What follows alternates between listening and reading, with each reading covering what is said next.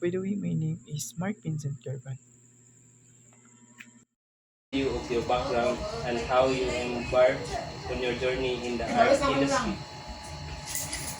So we started last March 8th of 2020.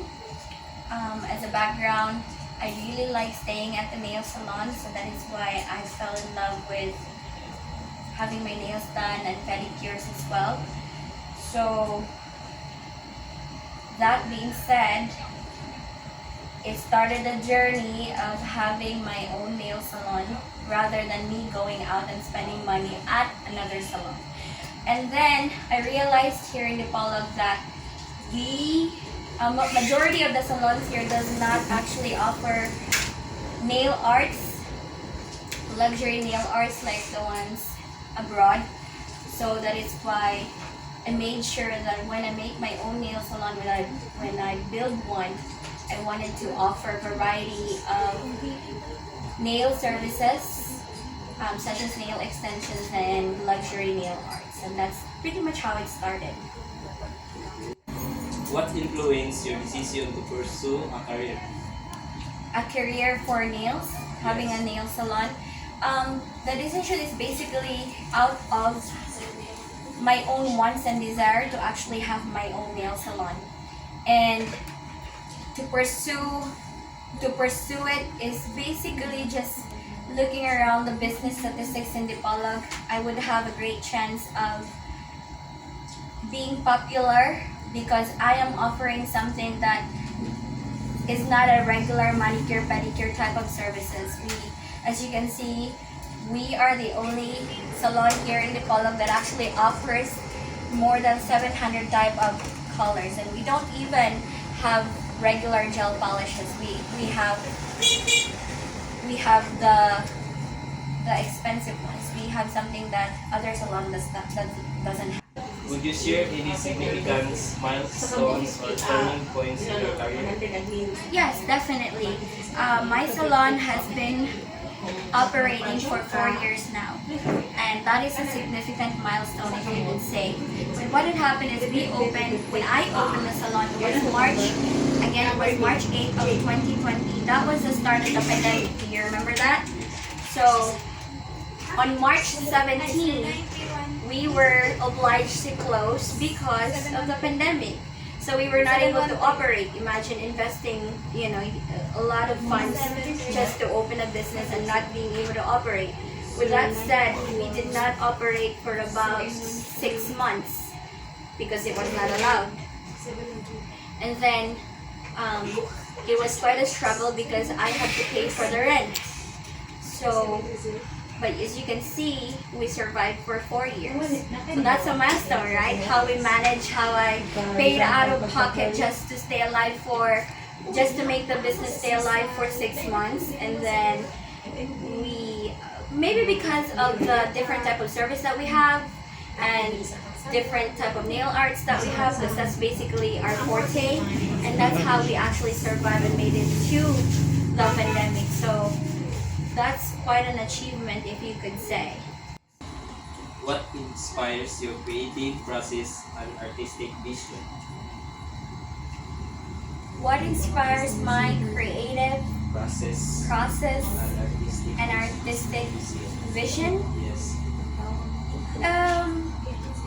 Basically, just seeing it over the internet,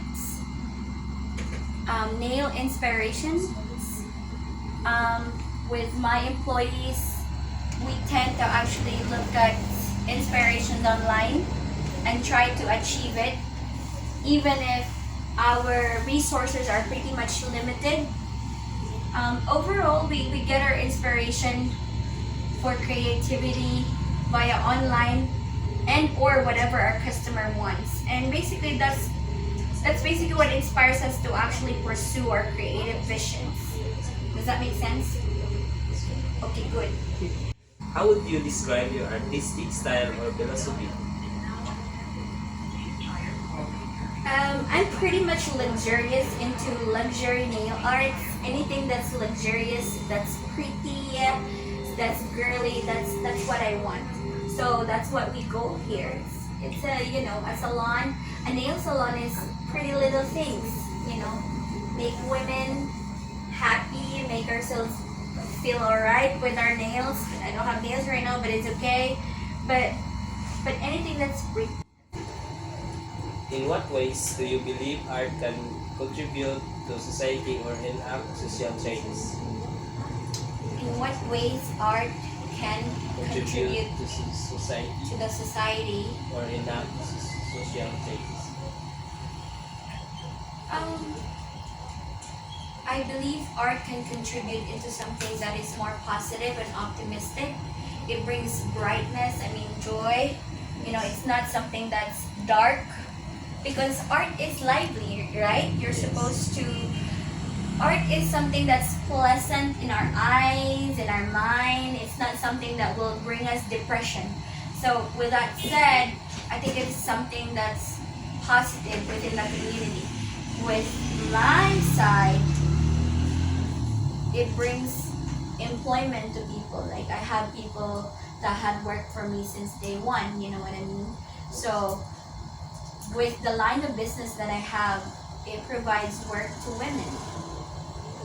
Have you been involved in any projects or initiative aimed to addressing social issues through your art? No, I haven't, frankly speaking, because I'm more private, and with the line of business that I have, which is a nail salon, we don't operate in like lower class. We target different type of society. So I haven't done that, and I have no answer to that. How do you approach ethical dilemmas or consideration in your artistic practice? Okay, so that is quite a challenging question because it involves your relationship with your employees, your relationship within yourself. As an owner, you can actually question people that are loyal to you, people that could immediately drop you at any time. But at the end of the day, you versus your employees, you really have to weigh which side is the pros and cons. Like, which side is the pro and which side is the con. If there is an issue about integrity, would I eliminate this employee, or would I consider this employee, staying with me? That's just because I need that employee, or that employee needs me. So it is hard to be a business owner dealing with such ethical dilemmas. But for me, before I would act into something that would affect my business, I really have to put into consideration that if for example, I would decide to terminate an employment, I would make sure that that person had done really a severe severe action that would make me decide to go to that point. Because having to terminate somebody for just a loyalty issue or anything that is just loyalty, integrity is not minor. It's a major problem, right? Because you would lose, trust with that person. That's just an example. So if you lose a trust to a person, that would be pretty hard. But then at the end of the day, you would have to consider, do you need that person to have your business running? Something like that. So I would handle it. It's pretty hard, but it would take a lot of decision making, a lot of overthinking, and also I really have to make sure that the result of my decision would actually benefit me and my business at the end, and would also help that person in the end. Thank you. Are there any ethical guidelines or principles that guide your work? Yes, it's ethical guidelines is pretty much basic. It is actually within us how we act. I don't have really strict rules when it comes to that. My employees know what to do and what is required of them to be able to work for me. So as long as they comply and they oblige, I would be fine with that. Tools, technique, or mediums do you commonly employ in your work? Commonly Yes. employed in my work. The line of business that I have is a nail salon. So the tools that we have actually involves anything that is for manicure and pedicures as well as building nail extensions. So the tools, what are our tools? Tools, electric buffer, UV for drying nails, flash cure, the basic nail cutters, nippers and pushers. So those are our tools. How do you navigate challenges or setbacks during the creative process? Those challenges or any setbacks that we may encounter, such as majority of the time, well, actually it's not majority because we are at the process, we are actually on the way to heading to perfection with our craft. But for example, if we have setbacks for our nail jobs, we call it back jobs, right? Like sort of a setback for what we did for a client. It's pretty easy. Sometimes it's discouraging, but what we do is we just redo it, rebuild it, treat the client well, apologize. If there are any setbacks with for example, we need to refund because the client is not satisfied, then that's what we do. If there are any setbacks in terms of our overall operation within the business, we actually have our monthly meeting that we do, so to actually discuss options and solutions within our group. How do you handle sensitive information or personal data related to your artistic practice or clients? So, privacy protection. Well, with the line of business that we have, we actually do not ask sensitive information except for the client's phone number.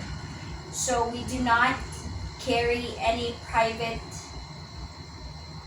anything that is related to the client except for their phone number. So we are not pretty risky. We are not high risk company that operates and asks for their IDs or anything like that. So I think we're pretty good with that.